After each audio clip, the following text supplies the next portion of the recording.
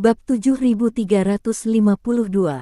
Pertunjukan perpisahan Sarah Gu berlanjut di tengah hujan salju lebat. Para penggemar tidak terganggu dengan tebalnya salju, tetapi malah menikmati pemandangan yang mengharukan dan indah ini yang akan segera dihentikan.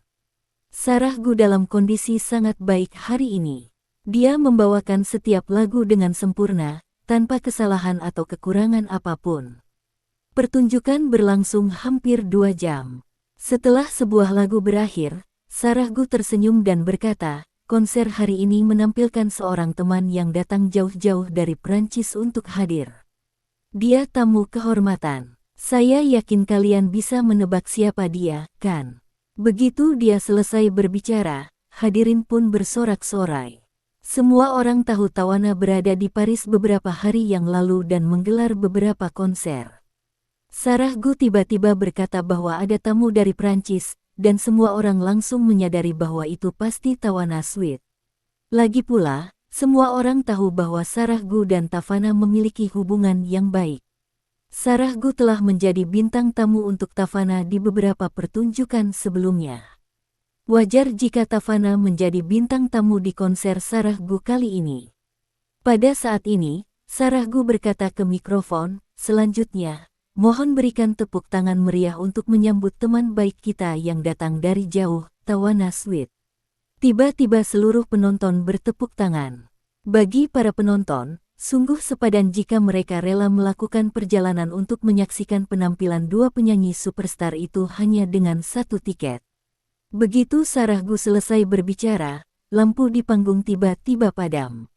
Segera setelah itu, sejumlah besar asap menyembur keluar dari kedua sisi panggung, dan sosok-sosok di atas panggung tidak dapat terlihat sama sekali. Pada saat ini, Sarah Gu diam-diam meninggalkan panggung dalam asap, dan mulai saat ini, panggung akan diserahkan kepada Tawana. Kemudian, lampu panggung menyala kembali, dan cahaya di atas panggung mulai terasa lebih panas. Kemudian, musik yang familiar terdengar, yang ternyata menjadi kisah cinta Tawana yang paling terkenal.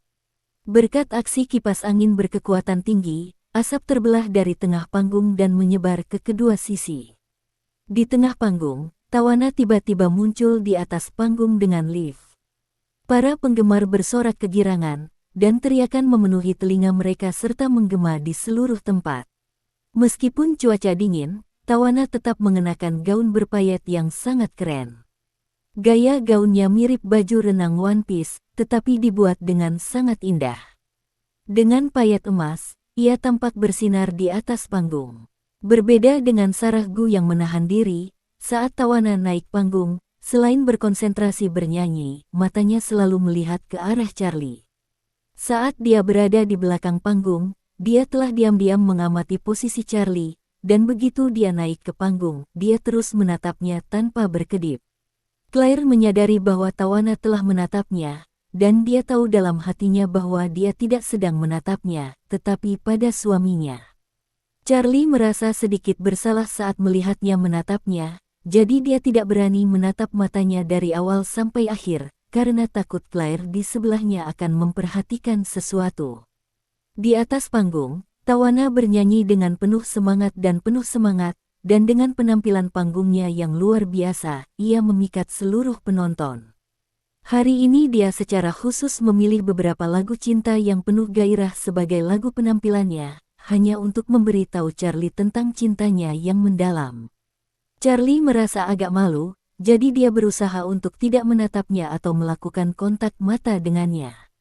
Tetapi Tawana tidak puas dengan perilaku menghindar Charlie, jadi dia berjalan ke tepi panggung, berdiri paling dekat dengan Charlie, dan bernyanyi dengan emosional. Setelah menyanyikan 5 lagu berturut-turut, Tawana mengambil mikrofon dan berkata dalam bahasa Mandarin yang fasih, saya merasa sangat terhormat menjadi tamu di konser terakhir Nona Gu. Saya harap semua penonton menikmati malam ini. Saya juga berharap semua pasangan yang hadir akhirnya menikah. Tawana menyapa penonton dalam bahasa Mandarin, yang mengejutkan penonton dan mereka bersorak satu demi satu. Tawana melanjutkan, saya tidak pernah benar-benar memahami Tiongkok sebelumnya, Tetapi setelah bersinggungan dengan Tiongkok, saya merasa sangat jatuh cinta pada negara ini dan rakyatnya. Saat mengatakan ini, Tawana tak lupa menatap ke arah Charlie. Ia berkata bahwa ia mencintai rakyat negeri ini, yang tentu saja bermakna. Setelah mengatakan ini, Tawana tidak berani melanjutkan agendanya sendiri, jadi dia melanjutkan, selanjutnya, saya akan membawakan lagu terakhir saya hari ini, yang juga merupakan lagu Mandarin favorit saya. Dan saya ingin mengundang Nona Gu untuk menyanyikan lagu ini bersama saya. Setelah berkata demikian, dia berbalik, melihat ke arah belakang panggung, dan berkata sambil tersenyum, Nona Gu, silakan naik ke panggung. Semua orang memperhatikan dengan saksama, dan melihat Sarah Gu, mengenakan gaun panjang bergaya tradisional berwarna putih, berjalan perlahan ke atas panggung dari samping. Tawana maju dan mereka berdua berpelukan singkat di atas panggung. Lalu Tawana menatap penonton dan bertanya sambil tersenyum, apakah semuanya tahu lagu apa yang akan kita nyanyikan selanjutnya? Pembunuh. Para penonton di sana sudah mendidih karena kegembiraan. Kebanyakan dari mereka belum pernah melihat pertunjukan langsung, Assassin, oleh Tawana dan Sarah Gu, tetapi kemudian mereka semua melihat video pertunjukan tersebut di platform video. Tidak diragukan lagi bahwa setelah mereka berdua mengadaptasi lagu ini, nilainya setidaknya menjadi 2 kali lipat dan menerima pujian bulat dari para penonton. Sekarang, semua orang memiliki kesempatan untuk menyaksikan keduanya tampil bersama, dan mereka tentu saja sangat gembira. Setelah itu, kedua gadis itu bergandengan tangan dan kembali membawakan lagu Assassin di atas panggung. Akan tetapi, tidak ada seorang pun yang berdansa dengan mereka dalam pertunjukan ini. Sebelumnya, Tawana pernah mencium salah satu penari pria melalui topeng, yang menarik perhatian dari seluruh dunia. Saya pikir saya bisa memanjakan mata saya hari ini, tetapi saya tidak menyangka kedua perempuan itu berpegangan tangan sepanjang waktu, dan penampilan panggung mereka sempurna dengan sedikit pengendalian diri. Setelah lagu selesai, Sarah Gu dan Tawana bergandengan tangan dan membungkuk kepada penonton. Sarah Gu, memegang mikrofon, berkata sambil menangis, saat ini, penampilan malam ini resmi berakhir. Demikian pula, karir akting saya sepenuhnya berakhir. Saya sungguh berterima kasih atas perhatian dan dukungan kalian selama bertahun-tahun, yang telah memungkinkan saya mencapai posisi saya saat ini. Saya harap lagu-lagu saya dapat terus menemani kalian di masa depan. Saya mendoakan yang terbaik untuk kalian semua. Sekali lagi terima kasih. Terima kasih. Setelah mengatakan itu, Sarah Gu meletakkan mikrofon dan membungkuk dalam-dalam lagi. Para penonton yang hadir tidak menyangka pertunjukan telah berakhir. Baru kemudian mereka menyadari bahwa Sarah Gu telah menyanyikan lebih dari 20 lagu berturut-turut di atas panggung, dan keseluruhan pertunjukan telah berlangsung lebih dari 2,5 jam, jauh melebihi durasi konser biasa. Namun, ketika mereka mengira bahwa itu adalah penampilan terakhir sang idola, semua orang merasa sangat berat hati untuk melepaskannya. Akhirnya, sekelompok besar orang berteriak serempak, "Encore, encore." Encore sebenarnya adalah kata bahasa Inggris. Encore, secara sederhana, artinya lagu lain. Di masa lalu, konser-konser akan selalu menyediakan lagu sebagai encore sebagai ucapan terima kasih kepada para penggemar. Namun, Sarah Gu tersenyum santai dan berkata, setelah melepasmu ribuan mil jauhnya, akhirnya kita harus mengucapkan selamat tinggal. Menunda-nunda hanya akan menguras emosi kita. Kuharap kalian akan mengingatku yang mengucapkan selamat tinggal kepada kalian semua dengan begitu tegas. Mungkin kita akan bertemu lagi dengan beberapa dari kalian di masa depan, tetapi bukan di atas panggung. Sarah Gu yang bernyanyi di atas panggung ini tidak akan pernah bertemu kalian lagi. Sekali lagi terima kasih atas perhatian kalian selama ini. Terima kasih semuanya, sampai jumpa. Bab 7353. Sarah Gu tidak mengucapkan selamat tinggal. Kata, selamat tinggal, mengungkapkan semua keinginannya. Kalau bukan karena Charlie, dia tidak akan menjadi penyanyi. Meskipun dia sangat berbakat di bidang ini, dia tetap tidak bisa mengatakan dia menyukainya. Motivasi utamanya adalah menemukan Charlie. Setelah pertemuan tak sengaja dengan Charlie, ia sudah mulai berpikir untuk berhenti. Saat ini di atas panggung, pita-pita warna-warni beterbangan turun dari langit, bercampur dengan butiran salju yang berjatuhan, sungguh luar biasa indahnya. Namun, Sarah Gu hanya melambaikan tangan dan membungkuk kepada penonton, lalu berdiri di pintu masuk lift dan segera menghilang dari panggung. Ketika pita warna-warni di langit berangsur-angsur jatuh, orang-orang menyadari bahwa Sarah Gu tidak lagi berada di panggung. Saat itu, semua lampu di tempat acara menyala, dan pengeras suara di tempat acara membunyikan pengingat dari staf pertunjukan malam ini berakhir di sini. Harap meninggalkan tempat acara dengan tertib dan hindari kerumunan. Harap bawa sampah Anda saat meninggalkan tempat acara. Terima kasih atas kerjasamanya. Hanya sedikit penggemar yang bergerak, sebaliknya mereka semua menangis di tempat duduknya. Para penyanyi Hong Kong dan Taiwan ini sering mengadakan konser untuk merayakan masa pensiun mereka. Meskipun mereka tahu akan kembali dalam beberapa tahun, penggemar mereka tetap akan menangis di konser perpisahan mereka. Sarah Gu berbeda dari mereka. Semua orang tahu bahwa setelah dia berhenti, dia tidak akan pernah kembali. Claire tak kuasa menahan tangisnya. Hatinya hancur karena ia tahu bahwa setelah pertunjukan ini, waktu hitung mundur terakhir antara dirinya dan Charlie akan berkurang 3 jam lagi. Charlie dengan bodohnya mengira air matanya untuk Sarah Gu, jadi ia dengan lembut menghiburnya, "Baiklah, sayang, jangan bersedih. Hidup adalah tentang terus-menerus menyambut dan mengantar teman dan keluarga, dan begitu pula dengan mengejar bintang." Claire menyeka air matanya, mengangguk pelan, lalu berdiri dan berkata, "Ayo kembali ke hotel." "Baiklah." Charlie setuju, menggenggam tangannya, dan meninggalkan tempat pertunjukan bersamanya. Hotelnya tak jauh dari lokasi acara, dan mereka berdua berjalan pulang di tengah salju tebal. Ketika mereka kembali ke kamar, waktu sudah hampir pukul 11 malam.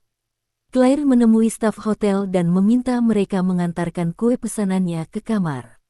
Ia berkata kepada Charlie, "Untungnya, aku masih punya waktu untuk kembali ke kamar untuk merayakan ulang tahunmu." Charlie tersenyum kecil dan kembali ke kamar bersamanya. Staf dengan cepat mengantarkan kue dan 2 botol anggur merah berkualitas.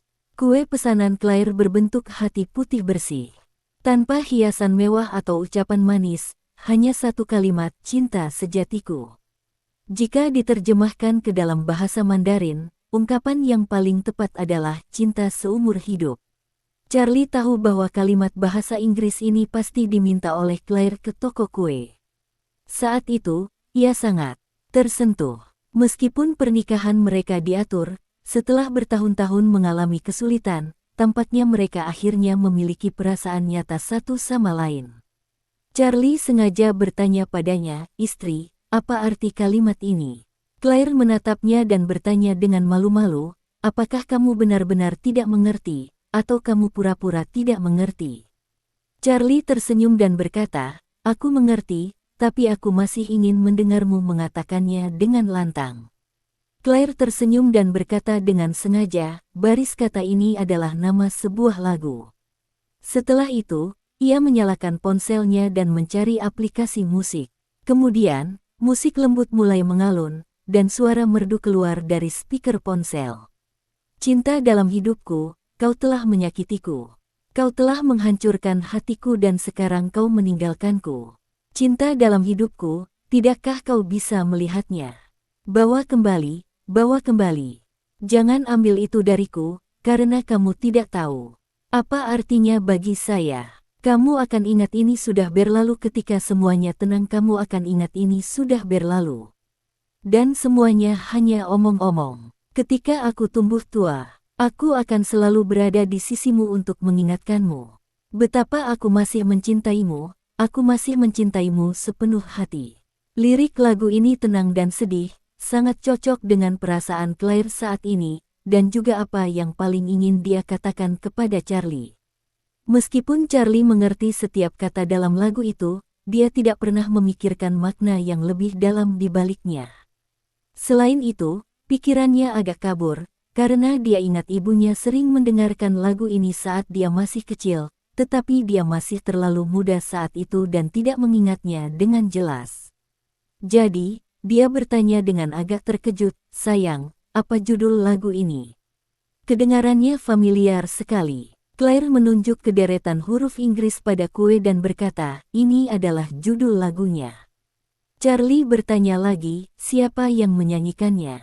Claire berkata, "Ada band Inggris bernama Queen." "Ratu," Charlie tiba-tiba menyadari, "aku tahu, itu band yang menyanyikan We Will Rock You." "Ya." Claire mengangguk dan bertanya kepadanya, "Apakah kamu pernah mendengar lagu ini sebelumnya?" "Aku pernah mendengarnya," kata Charlie jujur. "Aku mendengarnya saat aku masih sangat muda, tapi waktu itu aku tidak tahu namanya, dan sejak itu aku tidak pernah mendengarnya lagi." Claire tersenyum dan berkata, "Lagu ini bagus, tapi sudah tua, mungkin lebih dari 50 tahun." "Sampai jumpa," gumam Charlie, namun dia tidak terkejut. Lagi pula, ibunya sering mendengarkan lagu ini lebih dari 20 tahun yang lalu, jadi dia menduga lagu ini pasti sudah sangat tua. Pada saat ini, Claire meletakkan kue di depan jendela dari lantai hingga langit-langit kamar hotel dan memasukkan lilin dengan angka 2 dan lilin dengan angka 9. Kemudian, dia menatap pemandangan malam kota yang tertutup salju tebal di luar dan berkata kepada Charlie, "Suamiku, buatlah sebuah permohonan." Charlie mengangguk, duduk di hadapannya, memejamkan mata, diiringi nyanyian, dan menyampaikan permohonan dengan khusyuk. Ucapan selamat ulang tahun ini datang kepadanya tanpa disadari.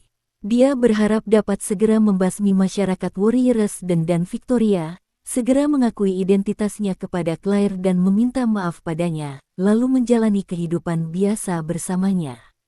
Puluhan tahun kemudian, Claire perlahan-lahan akan bertambah tua, dan dia harus mencari waktu yang tepat untuk mengakui jati dirinya sebagai seorang kultivator kepadanya, menyiapkan lebih banyak pil peremajaan untuknya, dan tinggal bersamanya selama 100 tahun.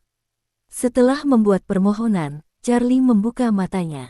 Claire di seberangnya bertanya dengan rasa ingin tahu, "Suamiku, permohonan apa yang kau buat? Berapa lama waktu yang dibutuhkan?" Charlie tersenyum dan berkata, "Ini tentang keinginan kita. Karena struktur keinginan ini terlalu rumit, aku melafalkannya lebih pelan di dalam hatiku." Claire tersenyum dan berkata, "Terima kasih atas kerja kerasmu. Cepat tiup lilinnya. Aku masih menunggu untuk mengucapkan selamat ulang tahun kepadamu." "Oke." Charlie tersenyum dan meniup lilin. Claire mengambil anggur merah dan berkata kepadanya, "Suamiku, kamu bagi kuenya, aku akan menuangkan anggurnya, dan minum beberapa gelas bersamamu malam ini." Charlie langsung setuju, lalu mereka berdua mengangkat gelas anggur mereka dan saling berdenting pelan.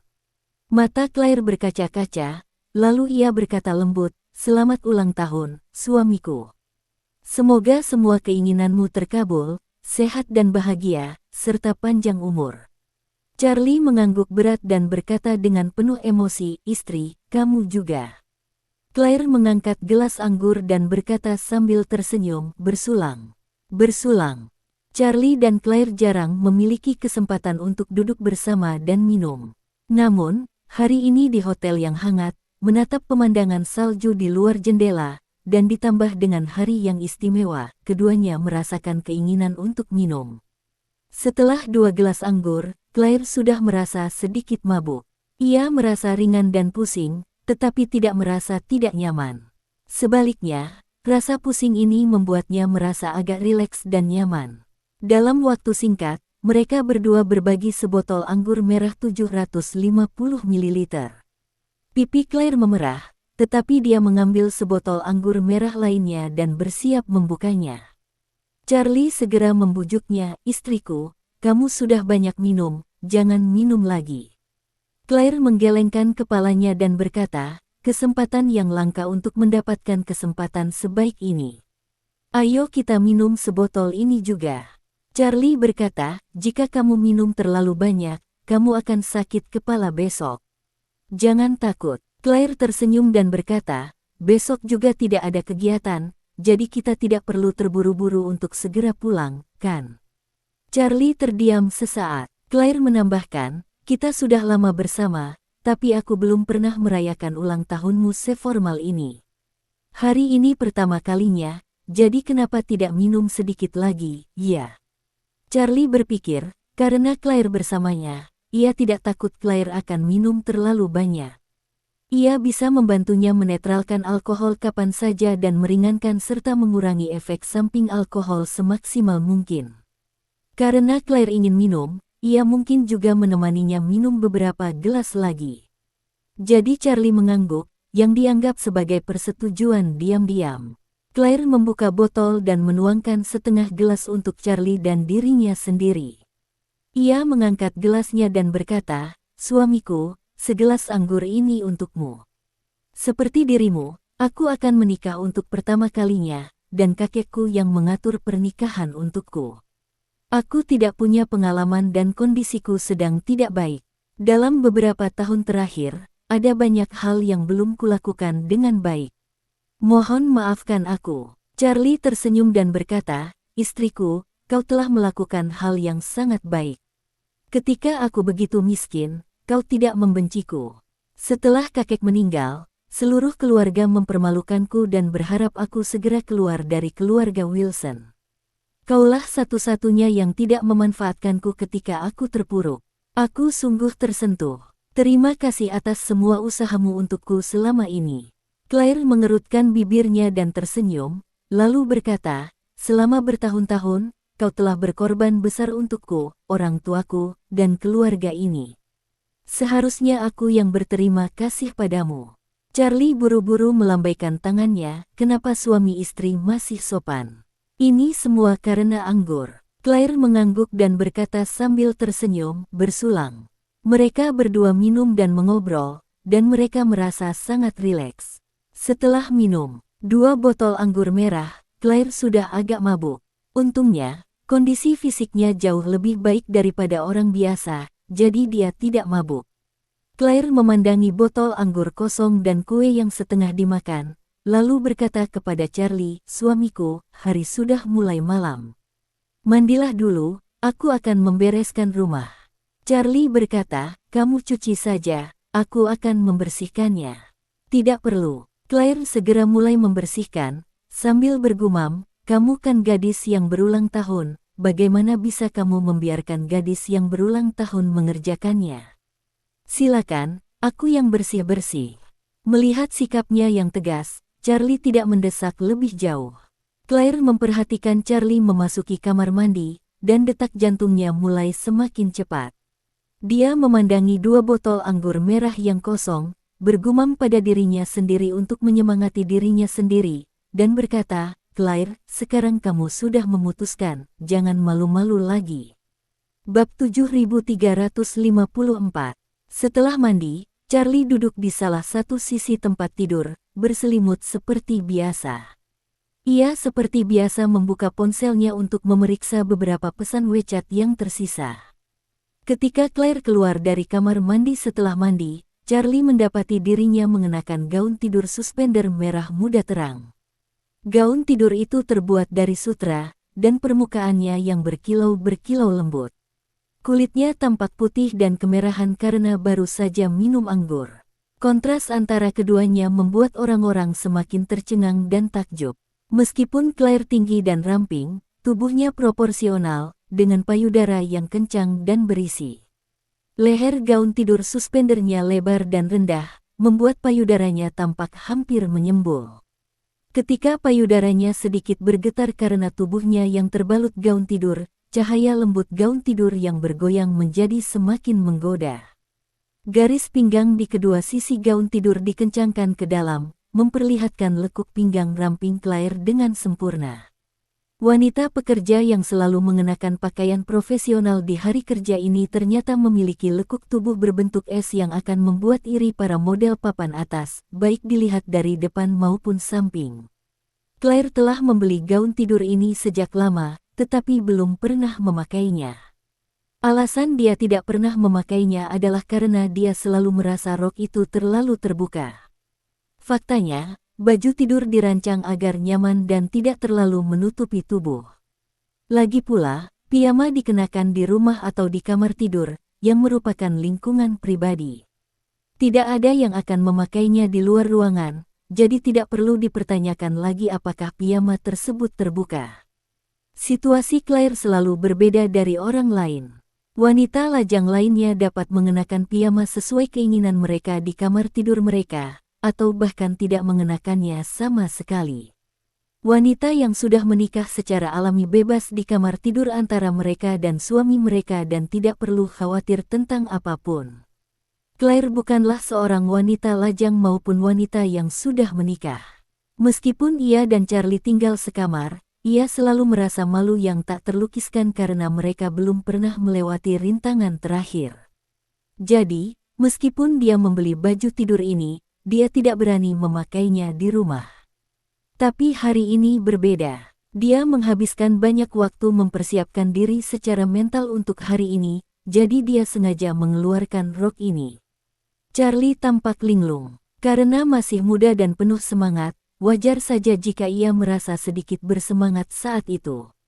Namun, demi menghormati Claire, ia tak bisa terus-terusan menatap Claire. Ia pun menekan dorongan hatinya dan mengalihkan pandangannya ke ponsel.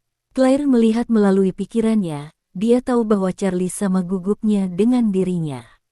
Jadi dia mengulurkan tangan dan mematikan lampu utama di kamar tidur, hanya menyisakan 2 lampu redup di kepala tempat tidur. Kemudian, dia merangkak ke tempat tidur dalam posisi miring, berbaring telentang, matanya yang indah menatap langit-langit tanpa berkedip. Beberapa menit kemudian, Charlie tiba-tiba merasa Claire mengangkat salah satu sudut selimutnya. Sebelum ia sempat tersadar, Claire telah masuk ke dalam selimutnya. Gaun tidur sutra Claire terasa dingin saat disentuh, tetapi kulit tubuhnya yang terbuka terasa sangat panas. Sentuhan ganda itu langsung membuat tubuh Charlie menegang. Dalam hidupnya, ia pernah 2 kali berhubungan dekat dengan perempuan.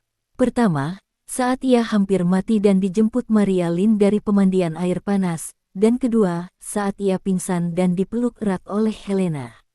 Karena keadaan khusus, ia sebenarnya tidak memiliki ingatan yang jelas tentang kedua momen itu. Namun, berbeda dengan Claire di sampingnya saat ini. Charlie merasa sentuhan setiap inci kulitnya begitu jelas, begitu nyata, dan begitu mengesankan. Dia tidak tahu motif Claire melakukan ini, tetapi tanpa sadar bertanya, "Istri, kamu, apa yang kamu?" Kata-kata itu sudah ada di ujung lidahnya, tetapi Charlie masih tidak bisa bertanya terlalu langsung. Mereka berada dalam hubungan hukum sebagai suami istri. Jika Anda tiba-tiba bertanya kepada istri Anda bagaimana dia bisa tidur dengan Anda, pertanyaan itu akan terdengar canggung dan bahkan lebih canggung lagi. Claire pun tahu maksudnya, dan memberanikan diri berkata, "Charlie, kita sudah menikah begitu lama, sudah saatnya kita melangkah lebih jauh. Bagaimana menurutmu?" Charlie terkejut sekaligus gembira, lalu berkata dengan ragu, "Istriku, bukankah sebelumnya kamu pernah berkata bahwa kamu ingin meningkatkannya sedikit demi sedikit?" Claire berkata dengan malu-malu, "Sebenarnya, karena aku setuju menikah denganmu, seharusnya aku memang menikah denganmu. Hanya saja aku masih muda dan bodoh saat itu. Meskipun aku tidak menolak rencana kakek, aku selalu memiliki sedikit penolakan di hatiku. Itulah sebabnya kita mempertahankan hubungan yang tidak normal ini selama bertahun-tahun." Pada titik ini, ia menghela napas dan berkata kepada Charlie dengan sangat serius, "Sebenarnya, aku sudah memikirkannya sejak lama dan telah mempertimbangkan untuk mengubah situasi ini. Hanya saja aku sudah menentukan suasana di awal, dan tiba-tiba aku harus mengubahnya. Hatiku masih agak ragu, tapi betapapun ragunya aku harus mengambil langkah ini. Itulah sebabnya aku memutuskan untuk memberikan diriku kepadamu hari ini, sebagai hadiah ulang tahun untukmu." Charlie terdiam sesaat, tanpa mengambil tindakan apapun, dengan perasaan campur aduk di hatinya. Tentu saja dia sangat mencintai Claire. Tetapi dia selalu merasa bahwa Claire mungkin tidak benar-benar mencintainya. Hanya saja mereka berdua yang hidup bersama selama bertahun-tahun telah mengembangkan hubungan kekeluargaan antara dia dan saya, tetapi meskipun hubungan kekeluargaan telah berkembang, cinta belum berkembang pada saat yang bersamaan. Namun, dia tidak pernah memaksakannya. Karena ketika pertama kali menikah dengan Claire Wilson, ia merasa tidak pantas untuknya. Claire Wilson memang tidak mencintainya saat itu, tetapi bersedia menikahinya saat ia tidak punya uang. Baginya, ia sudah sangat bersyukur. Kehidupan bersama yang penuh rasa hormat itu kemudian juga membentuk kebiasaannya. Kemudian, meskipun kekuatannya terus meningkat, ia tetap tidak berani berharap Claire akan jatuh cinta padanya, karena ia tahu jika ia tidak mencintai seseorang sejak awal, betapapun baiknya orang itu, akan sulit untuk menumbuhkan cinta. Bukankah begitu juga dengan Sarah Gu?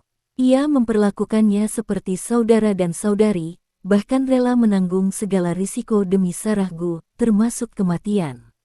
Namun, jika ia benar-benar ingin menikahinya dan memiliki anak dengannya, ia mungkin akan merasa sulit untuk melewati rintangan itu di dalam hatinya.